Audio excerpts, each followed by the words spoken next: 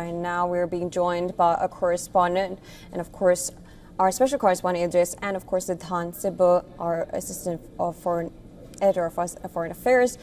Siddhant, thank you so much for joining us. Now, we know that the cabinet meeting is taking place that we see right now. What is the latest that you can bring in?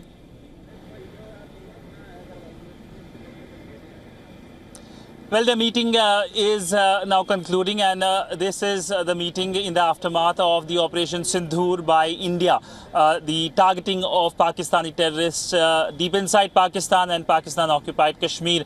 Now, we know that the Indian Prime Minister is expected to also go to Rashtrapati Bhavan, the presidential palace, and brief the Indian president as per the protocol. But we know that this is a big victory moment for India. For the first time, India has not only made strikes in Pakistan-occupied Kashmir, but also inside Pakistan. What will be the Pakistani response is something that will be closely watched.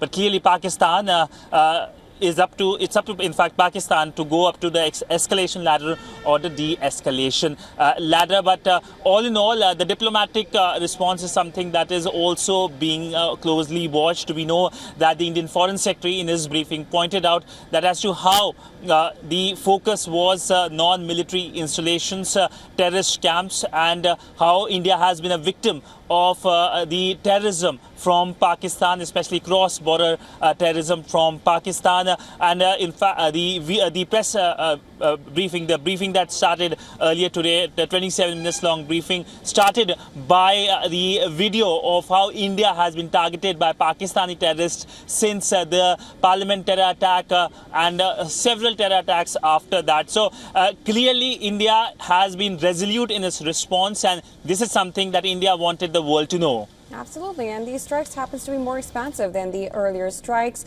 Let me also go across to our special correspondent Idris Loan joining us. Thank you so much, Idris, joining us. Now, there's also a meeting that Jammu and Kashmir Chief Minister held where Omar Abdullah had briefed upon and took note of everything that's going on there. He has also said that the gun is now, Islamabad needs to lower its guns now. What is the latest that you can bring in from the ground? Well, yes, the Chief Minister spoke to the Home Minister Amit Shah also and briefed him about the security situation that is developing across Jammu and Kashmir, especially on the line of control and international border. He also, Omar Abdullah, held a meeting of his cabinet ministers where they also discussed threadbare of how especially they would reach out to the people who are being impacted and affected by the continuous ceasefire violations from the Pakistani side.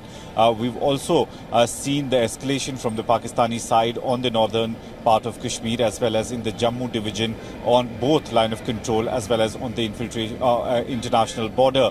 On the other side, we've seen around 8 people have been killed while as over 30 people are injured in the ceasefire violation.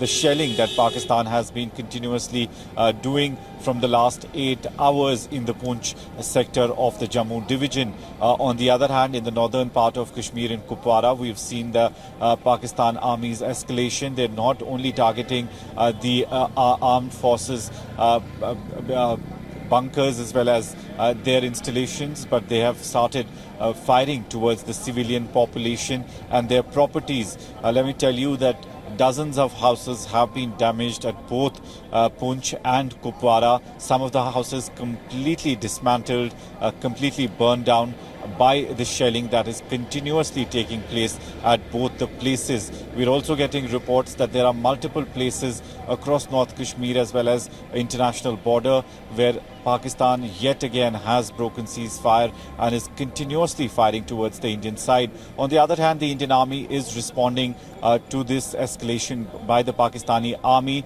But what remains one of the major concerns for the security forces in Jammu and Kashmir is the civilian population that is being evacuated.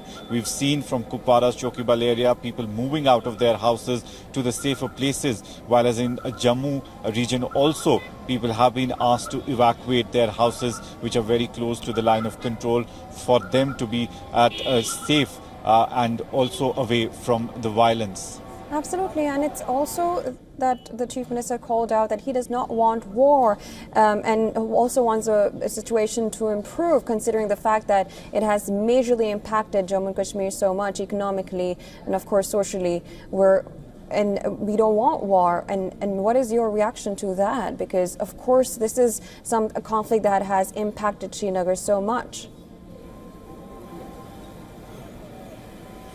Well, absolutely. Nobody in Jammu and Kashmir at least wants war. Jammu and Kashmir has gone through so much in the last 30 years, especially the people who live close to the line of control.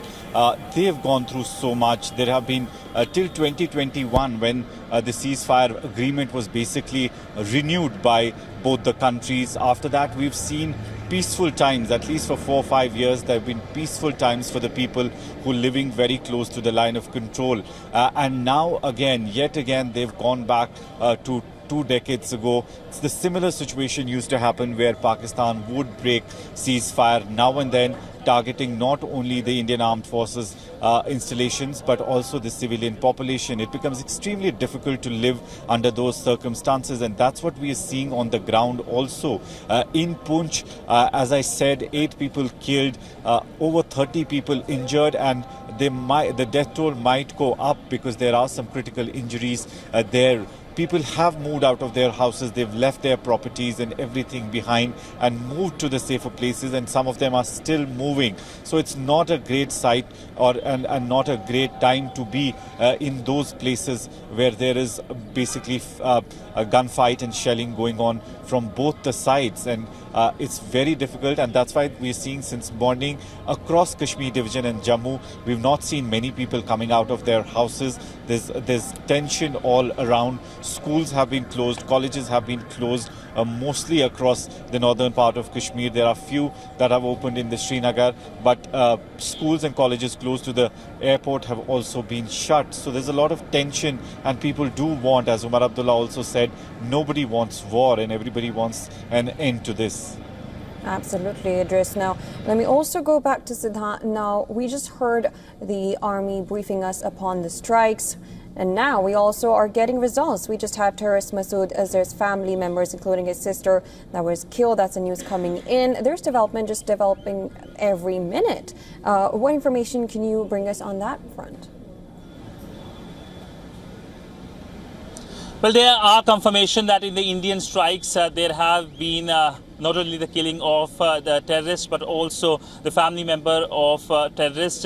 We are now waiting for more details, especially from the Pakistani side. But we know that as dawn broke earlier today, there were visuals from across Pakistan of the strikes undertaken by the Indian side. And this is something that has shocked Pakistan.